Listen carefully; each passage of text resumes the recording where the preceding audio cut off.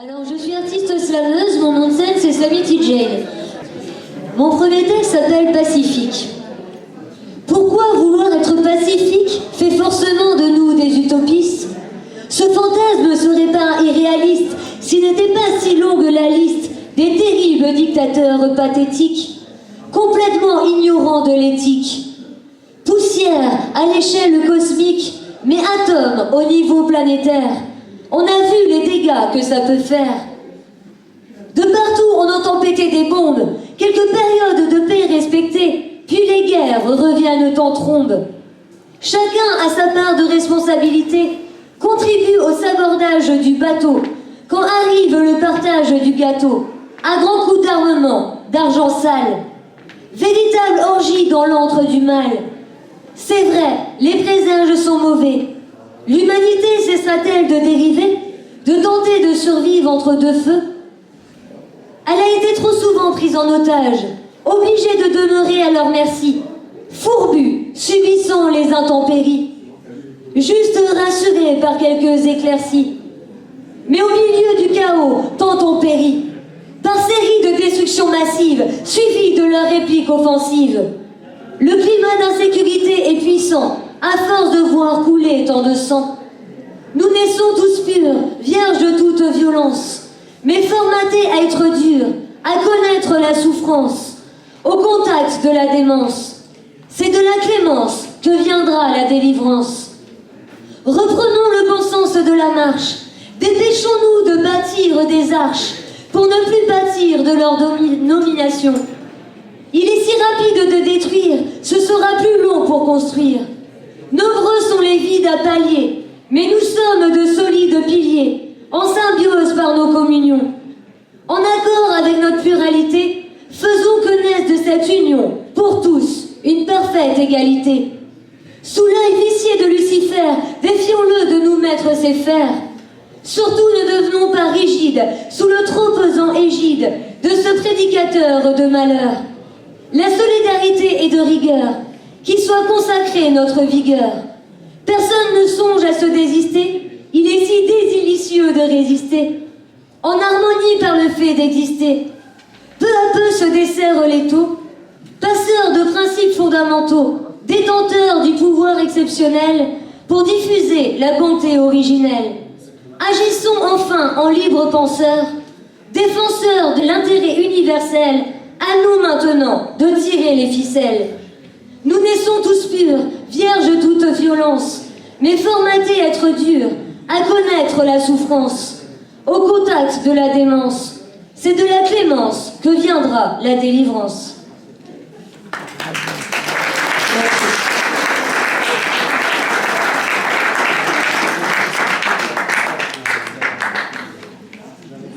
Alors je vais maintenant vous présenter un texte qui s'appelle Asylum, qui a donné son titre à mon deuxième album. Terre, gigantesque asile où règne la folie, psychote, thérapie de groupe des agités du bulbe, ambiance qui enferme en un cloaque malsain. En semant un grain, la mauvaise herbe germe, au terreau stérile, des troubles délirants, des aliénés hallucinés. Mon cas m'isole, car pas ordinaire de la vie de ceux au mental altéré. Mais si je suis folle, alliée, farfelue, fantaisie, fourmillant dans ma tête, à la déraison à foison, l'esprit se délie, au-delà des frontières floues de ces pauvres fous. Aux yeux de tous, ma folie douce, pas faite pour plaire, pourtant parfaite, m'a délivrée, libertine liberté. Tourne ma roue à l'excès exacerbé, même si désaxé. Tourne ma roue à l'excès exacerbé, même si désaxé. Aliénée sous tension, ne connaît la détention. Si parfois elle me déprave, au moins rien ne l'entrave. Ne sachant être sage, me délivre de leur cage. Eux, à perpétuité, captifs, de cellules grises capitonnées. Elle résonne mes non-sens, et la suite dans les idées les plus singulières.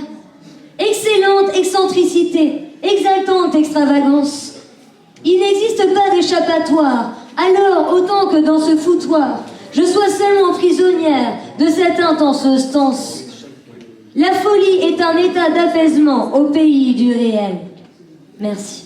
Alors moi je vais vous présenter deux textes. Le premier s'appelle Bestiaire, c'est un texte que j'avais écrit il y a quelques années dans le cadre du concours national 10 mots 10 mots. Il y a 10 mots qui sont imposés au niveau national et chaque slameur doit écrire un texte comportant ces 10 mots-là. Cessez de vouloir donner un sens à cet insensible bestiaire humain, au vocabulaire dicté par l'instinct. Nous devons dresser notre raison au milieu de ce désopilant zoo, car il y a de quoi devenir bête, voire être totalement timbré, à le suivre à la lettre, lorsque la planète est habitée par une faune jamais infaune, une foule qui se défoule en un fouillis de folles faraboles. Il y plane de drôles d'oiseaux, aux allures de corbeaux. Ils se sentent pousser des ailes par leur excès de zèle, manquant d'altitude de par leur attitude. Leur vieil adage est de briller par leur verbiage. En vérité, il faut du courage pour subir leur ramage. Beaucoup trop loquaces quand seul le tapage croisse. Croissement désagréable sous leurs airs peu aimables. Nuées jacassantes et omniprésentes, dénuées de propos appropriés. Sans compter les éléphants politisés, s'ils n'entendent plus le peuple braire, ils barrissent fort de plus belle. À chercher absolument à plaire et à faire taire leurs adversaires, ainsi montent les décibels. C'est leur politique pour imposer leur voix. Lorsqu'ils se lancent dans leur charabia, ils chavirent ravis dans ce charivari. Ce sont eux qui annonnent, nous qui prennent pour des ânes. Leurs promesses de campagne qui font leur renom et peu souvent d'actes s'accompagnent, portent si bien leur nom. Quand on sait qu'elles vont tourner court et dans une incohérente cacophonie, à mettre tous ces éléphants en compagnie de ceux de la hotte dans une même basse-cour, à ne plus savoir à qui revient la faute. Trop de zigues qui par leurs zigzags sèment toujours la zizanie. On les surprend en flag quand ils s'insinuent en amis, s'élancent dans des sermons, se faufilant dans les sales situations. Ces intrusifs oufs qui eux-mêmes s'étouffent comme des boa constrictors, pseudo-redresseurs de tort. De perfides serpents persifleurs, n'ayant pas d'autre valeur que celle du jugement. Seulement avides de serments proférés de leur langue fourchue, puis ils s'en vont comme ils sont venus, quand on ne s'y attendait plus. C'est bien connu, après tout, l'homme est un loup. Il préfère créer des émeutes au sein même de sa meute, plutôt que de rester solitaire, de s'exiler en sage, volontaire. Il crée l'imbroglio, attire l'attention, attire l'arigot. Il passe pour un hurluberlu, celui qui hurle à la lune qui n'a pas la berlue. Mais que pour son infortune, il ne peut rester sourd à l'appel de ceux qui l'entourent. Lorsque tout le monde se singe, que le don de parole est parodié par le capharnaüm de l'homme, personne n'est entendu dans cette utopique tohu-bohu. Celui qui veut y remédier n'a pas à se creuser les méninges pour que lui revienne la part du lion, qu'est la sagesse. Celle qui se partage avec dévotion, dont surgit la noblesse. Il n'a que peu de mots justes à dire et laisser les autres, entre eux, discourir. Alors celui-là s'appelle L'Antidote. Il est sorti aussi sur un de mes albums, donc normalement en musique. Donc c'est la première fois que je le présente sans musique. J'espère que ça va passer. La consternation me frôle. Je constate chez l'homme de drôles syndromes d'une maladie traître, établie de longue date, qui mène l'humain à être pris par la main pour savoir qui être. Voit son spectre plane et glane les gens perdus, pendus à leurs incertitudes. Elle leur donne la latitude, leur dicte leur attitude. Quelles sont leurs habitudes? Dès le départ, pas immunisé, en phase finale, déshumanisé. Il est si morne d'être dans les normes, dépasser les bornes partout imposées, réparer le mal causé. Ne point être conforme, ni dans le fond, ni dans la forme. C'est vraiment si bon. Se moquer de sa cote, injecter l'antidote. Des milliards d'individus à la quête assidue de ce qu'ils sont. Certains mentent à l'hameçon de l'uniformisation insigne d'une société indigne de leur diversité. D'autres bravent ce cyclone, assument leur personnalité. À l'opposé de ces clones, aux identités identiques, résultats synthétiques. Ils ont l'esprit fantasme casques, passant pour marginaux car osent être originaux. Au sommet de leurs frasques, ils ôtent leurs masques. À l'aisance affichée, c'est sans cliché qu'on ne peut les ficher. Il est si morne d'être dans les normes, dépasser les bornes, partout imposées, réparer le mal causé, ne point être conforme, ni dans le fond, ni dans la forme. C'est vraiment si bon, se moquer de sa côte, injecter l'antidote. Plus de propagande de marchands de tapis, qui étaient tapis partout, génératrice de pâles copies. Vus comme des atouts, différence en offrande à tous leurs semblables, divergence familière, une fraternité probable au sein de la fourmilière. Une par une les doctrines tombent au puits des origines, à l'union arc-en-ciel des peaux, l'authenticité pour drapeau. Que jamais les goûts variés ne se versent dans ce tout à l'égout, ne servent ce ramassis à varier. Il est si morne d'être dans les normes, dépasser les bornes partout imposées, réparer le mal causé, ne point être conforme, ni dans le fond, ni dans la forme. C'est vraiment si bon, se moquer de sa côte, injecter l'antidote. Pas question de se laisser lisser, les perjures, les faire glisser, ainsi que leur kyrielle de grossières injures.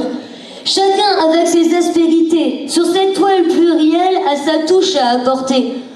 Passage comme des images, car animés par la liberté, jamais ne se défilent, les pantins affranchis défilent. Là, l'abysse se dessine, ils déposent leur empreinte pour ceux qui l'empruntent. Tous y cheminent, nul besoin d'un permis, ceux qui ne se sont pas compromis ont tout à y gagner, promis. Merci beaucoup. Promettez que ce ne sera pas réellement un texte de slam. C'est un essai que j'ai écrit en prose qui s'appelle « Créer le beau ». C'est à nous de créer le beau, même si cela représente un travail colossal, face aux destructions causées par le laid et le mal. Propagateur de lumière pour faire reculer l'obscurité et l'obscurantisme. Il nous faudra beaucoup d'imagination, ainsi que du courage, pour ne pas se perdre dans l'insipide et la facilité, à l'inverse de ceux qui ne laissent que des cendres dont rien ne renaît. C'est souvent sans faste que l'on exorcise le néfaste. Sans phare, chacun peut apporter ses prières, sa pierre à l'édifice. Qu'à travers le temps, il reste solide, qu'aucun dogme, aucune violence ne puisse le détruire. Au sein de nos actes habituels, de nos échanges avec l'autre, tout doit glorifier le beau, même s'il est subjectif. Nous sommes tous artistes, car architectes du quotidien. Les mots, la peinture, la photographie, ainsi que toutes les autres formes d'expression ne sont que les moyens de transmettre des valeurs fondamentales. Le beau est du ressort des plus forts, qui lui réservent le meilleur des sorts. Ceux qui possèdent la notion du sacrifice. C'est sans artifice qu'ils donnent de leur personne à qui le veut bien. Créateur de ce qui est essentiel à tout le monde et porteur de messages universels, salvateur. Pas objecteur de conscience, mais permettant au contraire de la construire. Que de nos partages, les nouvelles générations aient en héritage la foi de bâtir des ponts plutôt que de dresser des murs. La tolérance des points de vue divergents pour mettre en exergue la richesse qu'est la multitude des approches. Bien sûr, cela suppose de subir des peines à haute dose, dur apprentissage lorsque l'on s'expose au pire pour lui opposer son essence la plus pure. La beauté sous toutes ses formes est une muse vitale, la seule vérité absolue. Créer le beau, car il est simplement donné à l'homme de le faire, et que c'est une nécessité humaine pour se prouver que notre existence n'est pas vaine.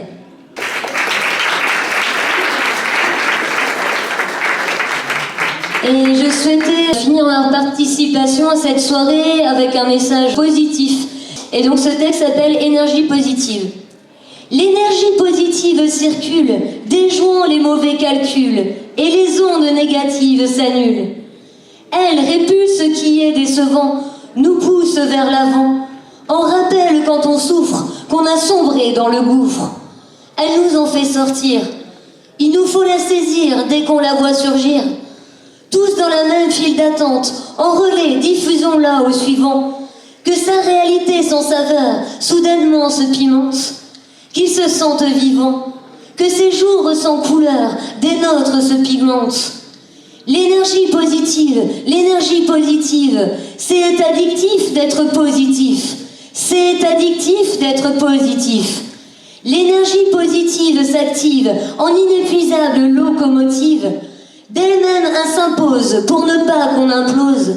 Une extraordinaire dynamique aux dimensions cosmiques, inexorablement elle explose comme de la dynamite. Elle mérite qu'on s'y expose, elle n'est pas un mythe.